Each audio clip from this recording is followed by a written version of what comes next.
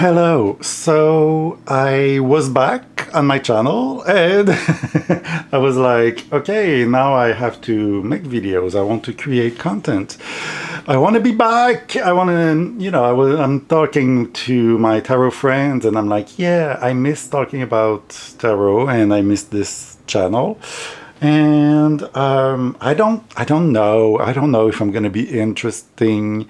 I put a lot of pressure on myself for this channel specifically. I'm like, oh, I want to be interesting, and I don't know if I am. I don't really have anything to say, but you know what? I do enjoy the wrap-ups videos.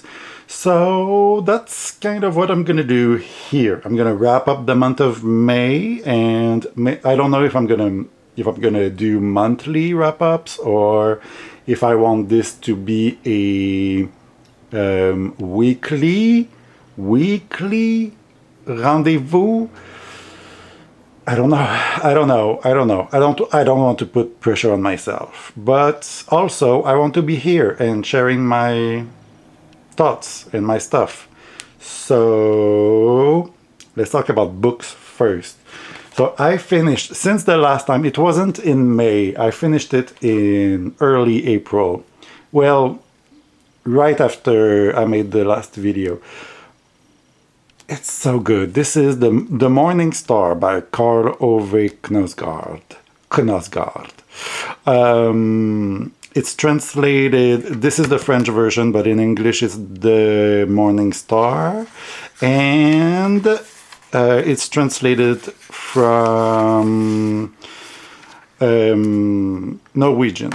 There you go. So this is so good. I don't know if I know I've talked about this book already. So it's bunch of characters. There's a big star, close to Earth.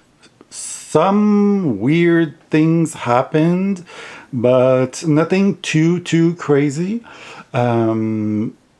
But it's just the beginning. Like, this book happens in 2 days. So, there's a lot of thinking, of philosophy, of fate versus science.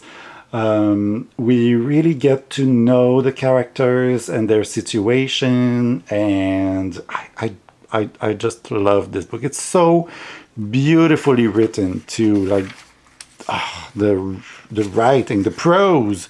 The prose is amazing. Just read the first, like, I know this is the French version. Maybe you don't read French, but if you can, just read the first sentence. Stop the video and read the first sentence. It's so beautiful. It's going to give you a good idea of what you can find in this book. It's marvelous. And when I finished it, I was like, okay, I think I just finished the best book I've ever read. And it comes with a melancholia, like it comes with a little bit of sadness, since I'm like, I know the next book won't be as great as this one. And it was the case. Like, the book I've read after, like, right in the first, it wasn't this one, but just for the visual. I started the next book and I was like, yeah, it's not going to be The Morning Star. It's not going to be The Morning Star. So, it had a bad, not an influence, but it tainted my next read. So anyway, this is absolutely marvelous. It's 900 pages. It's contemplative, it's very slow, not a lot happened. But if you read this, please let me know, hit me up. I want to talk about this book. It's so fantastic, so great. I really want to talk about this. And then, but I can't really. I do have a book club, but I'm not gonna put this on the book club because it's 900 pages and not, it's slow, and yeah. I mean, I liked it. I think it's the best book I've read in years, but if not ever. I am prone to hyperbole, I'm prone to hyperbolic thoughts or um, feelings, but anyway, you understand what I mean. But anyway, I really enjoyed this book, and then I've read this one um, following kind of a friend recommendation. It's a long story that I won't get into here, but a friend talked to me about this book. She haven't read it, so I'm the first to read it. And I really liked it. This is very depressing. So it's Mathieu Simard.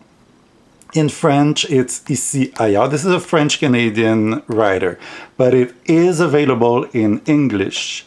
And the title is The Country Will Bring Us No Peace, I think. Or The Country Will Bring No Peace. One of those two. But it's an English translation from French-Canadian. And it's very good. So it's very short. It is 130 pages. It goes very quick, and you want to read it very quickly because it's very depressing.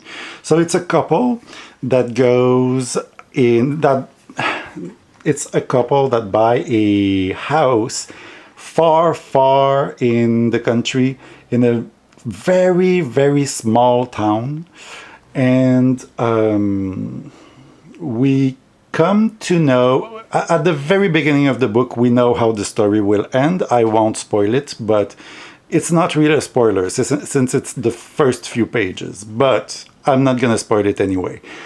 But we know that it's going to be dramatic, and so it's really heavy. And then slowly but surely you get to know this couple. You get to know why they sold everything in the city to get to this small town, and also you get to know the other people living in this town who also have their stories and their problems.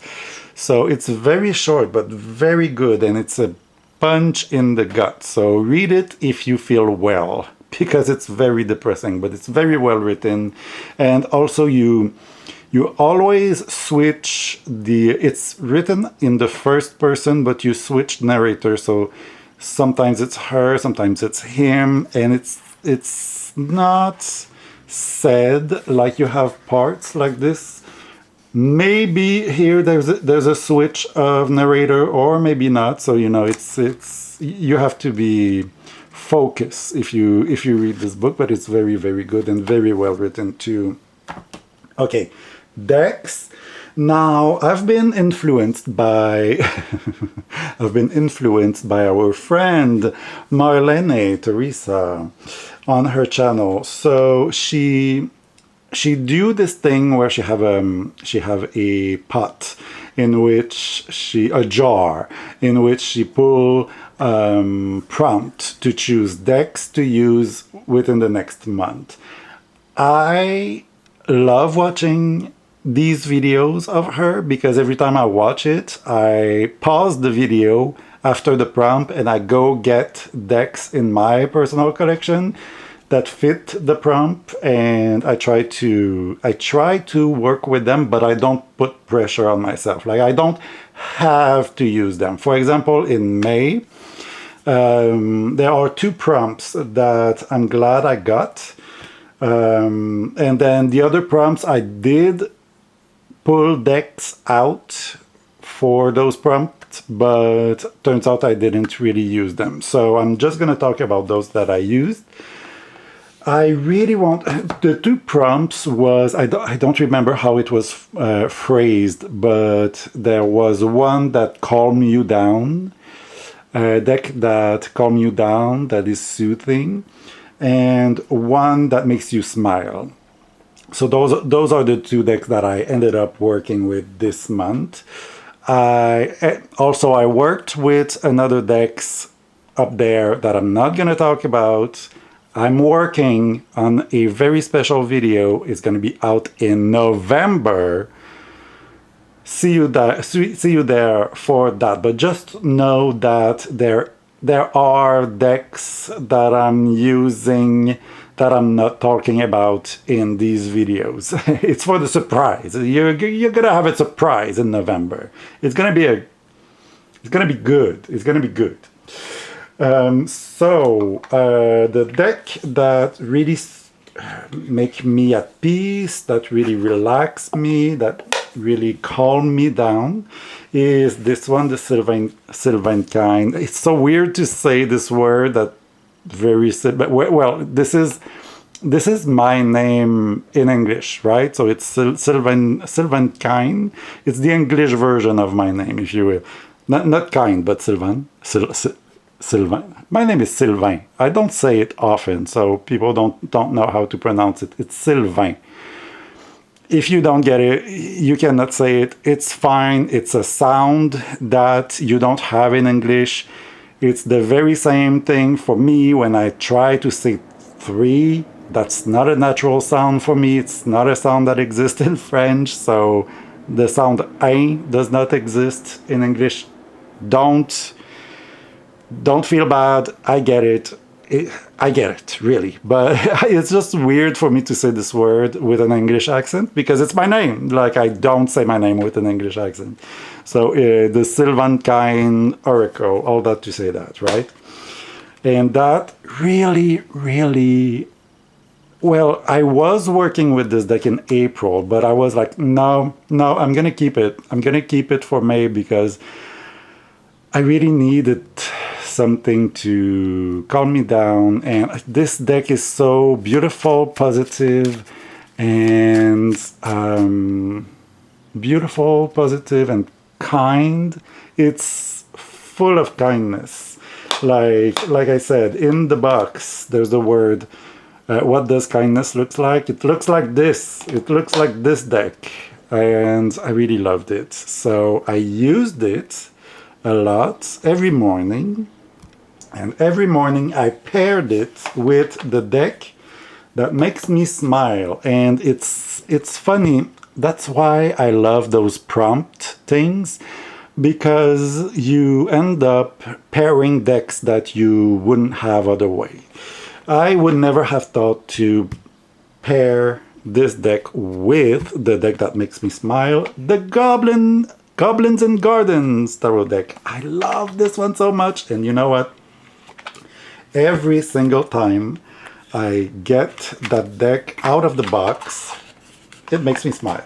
I just love it so much. I just love the creatures in this. I love the collage. I love the way the collage is done. Fruits and vegetables and plants and nature and goblins and fairies and monsters. That's so cool. That's so cool. And so I really like this deck. I use it a lot in spring. Like, it's not a deck that I use all year round, though. You know, if I feel like smiling and seeing my my little weird buddies, I'm gonna get it out. But I may use it for one reading or two in winter, for example, or fall. But I use it a lot in spring. To me, it's a spring deck. It's the nature taking back the earth kind of deck. So I love it so much. Anyway, so it's weird because this is a collage. This is weird creatures and photos, like photo of plants and fruits. And this is just beautiful art. And at first I wasn't sure if it would work together, but it ended up being so pretty. And so telling, really. So I'm gonna try, okay, I'm gonna try to do this on camera. I don't know if the magic will happen, but believe me, it happened in my personal practice. So let's see, can I have card? I'm gonna take this one here. I'm gonna look at it later. And then I'm gonna have, well, no, that's not true. That's not what I did. So what I did every morning is putting one card from this deck. We have uncertainty. Okay, so I have a team, and what I would do is ask 2 questions regarding this card. So, for example, uncertainty. What am I uncertain about, and how can I reassure myself? Or yeah, those will be the question for today. What am I uncertain about? What am I uncertain about? Okay, I'm just gonna, again, I don't know if the magic will happen, but when I was me, I don't know if you notice, but when you do readings on camera, sometimes it's spot on and it's even too personal. You don't want to share it, or it breaks the magic. So I don't know. I don't know how it's gonna work. So the question was, where am I uncertain? What makes me uncertain? What area makes me uncertain? I'm uncertain about. And how can I get more confident here? Okay, and you'll see how, maybe you'll see how these 2 decks talk to each other. So I was uncertain on 8 of Swords, which is, you know, oh wow, the idea of feeling in the wrong place, feeling, well, it is a card of uncertainty, right? Like, it's when you feel in the wrong place, or you feel you have plenty of problems and you're blind to the solution, which is right there, very easy. I like this depiction of the 8 of Swords because you see him peeking through. You see him, he sees the solution. He's peeking through the swords. So yeah, that's interesting. And then how to get more certain is the Emperor. Okay, I have this card. Shit. The Emperor card. I feel so mixed about this card. Like, it is supposed to be my birth card. This and death, because, you know, death is 13, 1 plus 3 for the Emperor.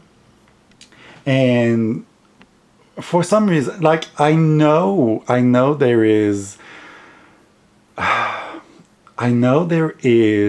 an emperor in me. Like, there is an emperor. Like, tarot is about the experience of life, and we all have all those experiences within us. And I know there is an emperor in me, but I feel so disconnected, and also I don't want to lean too much in. I feel like lean in is a good sentence for the Emperor. If you get the lean in reference. Anyway, so yeah, sitting in my Emperor side, or letting the Emperor in me reign a little more and be sure of myself. This is uncertainty, and we go to not knowing to knowing very well. And, you know, this is the most stable. Like, it's a 4, it's a stable card, but it's the most stable of all. So usually what I would do at this point is I reflect and then I journal about what I got. But I think it's see how it goes. It's a beautiful reading, and the cards are speaking well to each other. So I'm gonna flip a few other cards just to give you an example. I'm not gonna do I'm not gonna reflect on everything, but just so you can see how things can go. The Four of Wands, Impermanence, and then the Hierophant. So I said I wouldn't talk too much, but still, like Impermanence, the Impermanence, thinking about the Four of Wands, this we can see it as a party, or we can see it as a security in your action that is not long lasting. What is long lasting is the Hierophant, which is his knowledge and his knowledge. Insecurity, Ace of Cups, Six of Coins. Okay, I'm not gonna analyze everything. I'm not gonna do the reading. Also, when I read for myself, I speak in French to myself. So, that's another level of difficulty here. But I just want to show you how these two decks, like, I would never have thought, even though those are trees, like, it seems natural to fit the two, to put the two together, like trees and then plants and tree creatures, but still, like, I would never have thought. The art style is so different from one to another. Discernment between King of Wands and King of Coins. Ooh, what king should be the one that what king is the one needed to be followed here?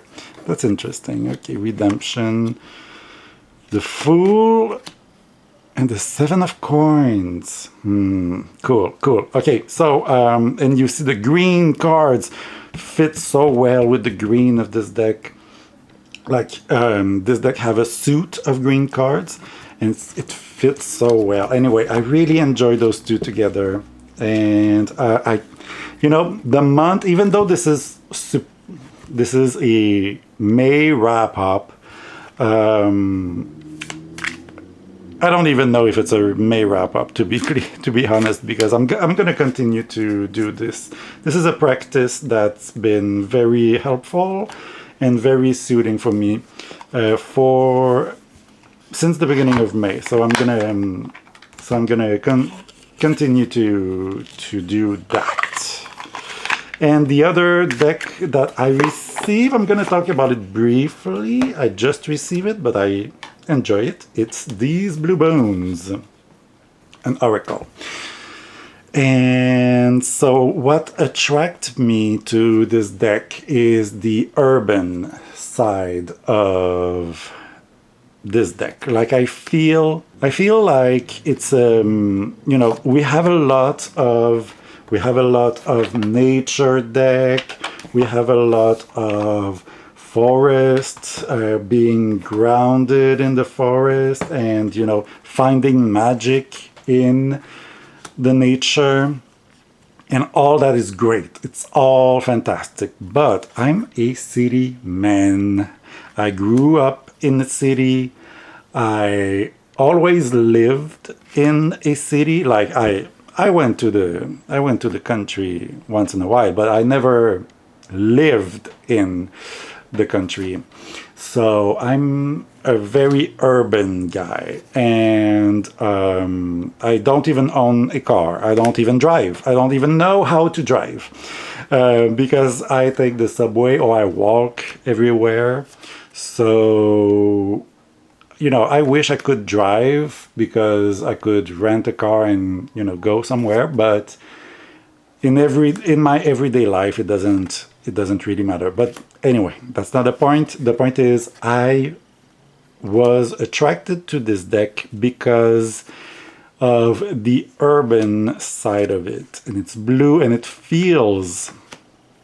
really feels like, okay, there are if I'm correct, there are 3 cards with the color red, and they pop off like the red in this deck, because most of this deck is blue and black and a little bit of white and gray. But whenever you see red, it's such a striking color compared to all the rest. It's really weird. It's weird and special. It's great. It's great. But it's, like this one, it draws your attention to it. And so I was talking about being urban. Oh yeah, this, oh, look at this, the city.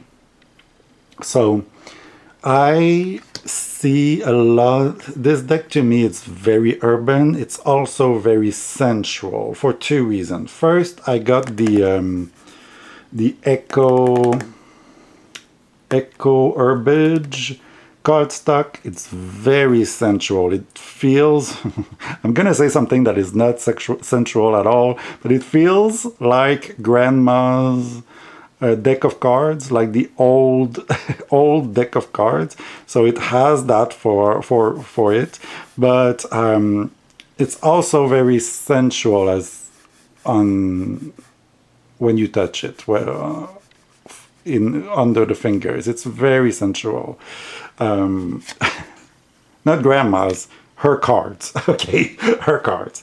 But so it is very sensual to touch, and it is very sensual to watch, because there's a lot of pretty people, there's a lot of beautiful women, there's a lot of mouth, there's a lot of eyes, there's a lot of skin, and also the city that feels both sensual but also melancholic, and maybe a little bit sad, like this kind of this inherent chagrin that you find in a city, because you feel like, there's so many people in the city. Wherever you go, you always feel like someone is going through something somewhere. Like the lady at the bus stop, maybe her husband just died, or maybe this man over there is going through a breakup. So there's a lot of happy people in the city, but there is also this sadness, and also night, city at night. Like this card, whenever I see it, this card is joy. And I don't know if you see, there's a person up there. Every single time I see this card, I think, joy, this is a lie. I don't believe you. I don't believe this woman is happy, or this person. I don't believe they're happy. And I don't believe this card is the joy card. To me, it's joy as a sarcasm. Yeah, to me, this is a sarcastic card, like joy. I mean, depending on the reading, right? But at first glance, I'm like, I don't believe you. This is not joy. And I was talking about the sensuality because of the cardstock, because of the color, because of the city. But to me, it reminds me of, and this is very niche as a reference, but do you remember Red Shoe Diaries? Or Zalman King movies. So he made Wild Orchid, 9.5 Weeks. 9.5 Weeks is a Adrian Lyne movie, but he wrote it. And then he directed movies. He directed Wild Orchids 1 and 2, Wild Orchids 2, Two Shades of Blue. This is the deck for Blue. Blue is the name of the character of that movie. And it has multiple shades of blue. And he made also Two Moon Junction, which I love. And also he adapted this. Look at this. This is such this would be a frame from a Zalman King movie. And he also made Delta of Venus, an adaptation of Anais Nin. And I really loved this movie when I was when I was a teenager. I was horny. I was a teenager, and but this movie, Delta of Venus, it's about a writer writing erotic stories and putting herself in very erotic and dangerous situations. So it feels like this movie a lot. And also, you know, the other movies like Wild Orchids and Two Moon Junction and 9.5 Weeks, even though he didn't direct it. So yes, that reminds me of that. And it reminds me of, so now you have to let me know if you know what I'm talking about. Zalman King movies, Red Shoe Diaries, there was a movie with Bridget Bacot from Montreal, love her. And then there was the TV show, a very erotic TV show. I didn't have access to the TV show, I don't think. But now it's on Tubi, so I've been watching a few. It's kind of boring, I have to admit. But it's well directed. It's well directed. But the movie was very good with David Duchovny from X-Files and Billy Wirth from The Lost Boys and Bridget Bacot from Montreal. And I love this movie so much. It was a very erotic movie, but also psychological. So anyway, this deck really reminds me of those movies, and also the song. So I made a short because I want you to listen to this song and look at this deck. So I made a short. It's the first short I made because I don't think I can put music in a video. I'm gonna be, you know, YouTube won't like it. I'm gonna have a strike, or I don't know. So I'm not gonna use music in this video, but you can put music in short. So I made a short with this deck, and I made the hashtag this deck, this song. And maybe it's the first of a series, because I do enjoy mixing, like finding the perfect song for the deck I'm using at the moment. So, oh, this is so cool. This reminds me of Run Lola Run. Anyway, so I really like the visual of this deck. I really like it. And so the way, you know, I had this deck for like a week, but the way I've been using it, it's 105 cards. So it's a lot of cards. And the Echo Herbage cardstock is a bit, it's really flexible, but it's thicker than the smooth one. So, you know, oh, that was a terrible, you know, I have to shuffle around a tripod, so it's not the best, but I'm getting at it. I'm getting good. I'm getting there. Oh, look at this. Look at this. Oh, no, I jinxed it. I swear I can do it. I can do it. Okay, because I want to show you how I've been using it since I got it. Yes, see? I can. It's doable. Keep in mind I have large hands. Like this is my mouse for my computer. And this is my hand, so you know I have a very large hand. So just so you keep that in mind. So I would take 3 cards.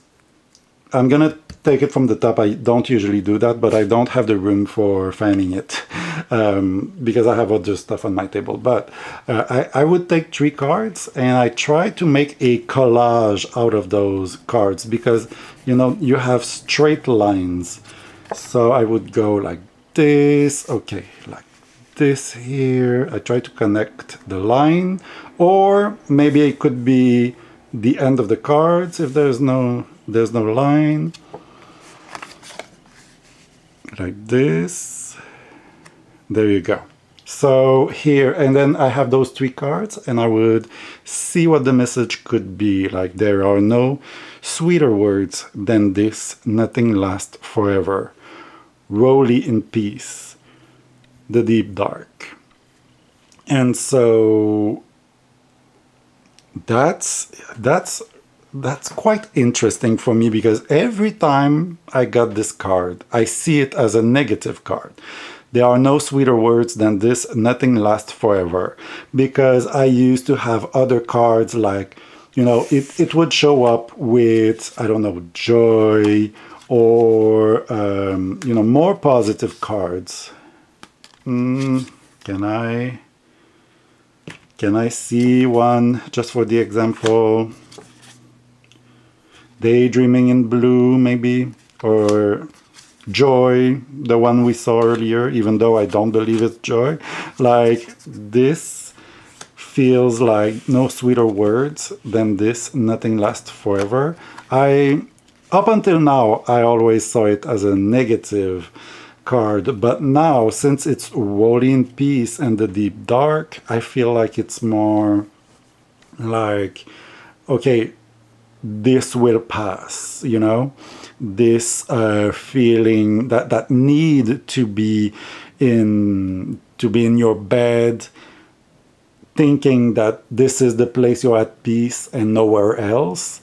And yeah, so anyway, I would reflect on that and how it speaks to me personally.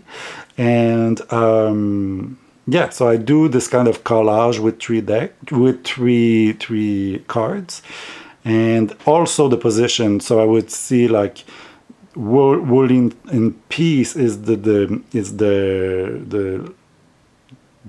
lower one, even though you have the deep dark. So the deep dark is not even that deep compared to Rolly in peace. I hope I say this right. Rolly?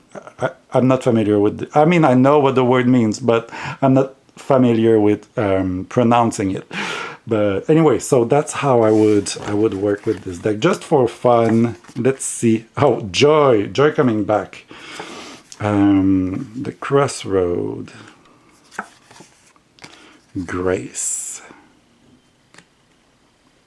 So this could be you know, you see that the grace is the most upward. So at the crossroad, grace would be more important than the instant joy that I could envision for myself. Just, you know, just fun, just having fun with the cards. Also, she is turned towards that direction, and this happens to be the upward one. So yeah, and as you know, I don't trust the dark card. Okay, one last one just for fun. So we have here, oh, I hope the other cards were in frame. I was into the cards, I wasn't looking at the viewfinder. Fruits of the Dead, the Profane, Midnight City. Ooh, I love this.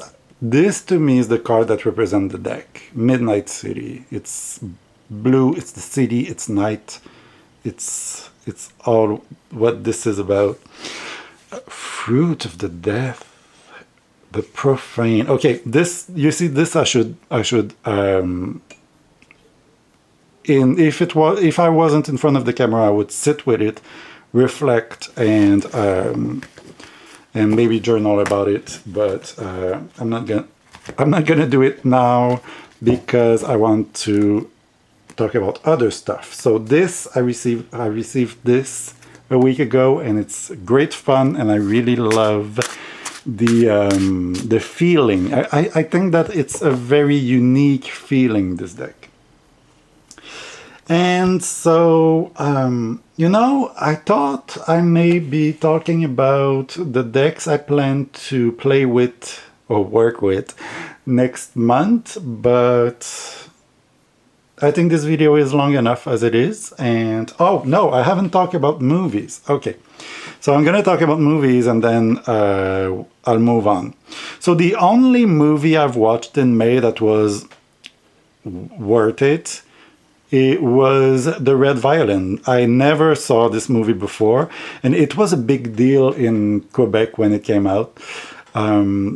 So it's very good. It's the story of a violin. So you have five. It's like a period drama, but you have five not timelines. You have five moments in the life of this violin. So when it was made, to who it went to who it went to, and what was happening to those characters at the moment. It's very fun. It's very good, very well acted, and the period pieces are great. Yeah, so I mean, I guess you know about this movie. It was a big deal when it came out, but it's really good. And the second story, I think the third story is very sensual, and I love it. I don't know why I talk about sensuality so much, but yeah. As you can see, I saw a lot of Lifetime thrillers that are not worth it. But I do want to talk about this movie that everybody's talking about. It's Obsession. The thing is, it was so overhyped for me that when I finally saw it, I was disappointed. I was like, this is just a monkey paw, like we saw so many others. Like, there's no originality in the story.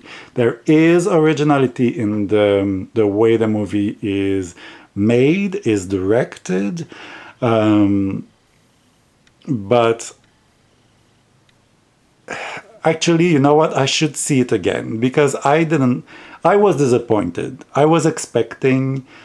People compare this movie to Hereditary, like it's the new landmark in horror, like Hereditary was. I'm sorry, Hereditary was so original and so, I'm not gonna spoil it, but there is one scene in the midpoint with the car. If you know, you know. When that scene happened, I thought to myself, well, I have no clue where this movie is going. And it's a movie it says a lot. It talks about generational trauma. It talks about family relationships and dramas and stuff. It talks about a lot of things, but also it's an original story and it's told in a way you don't expect at all. And when I saw Obsession, yes, I guess there are things that are said about relationship, about misogyny and patriarchy in English, Sylvain. But yes, there are those things, but I don't feel like they are handled that well.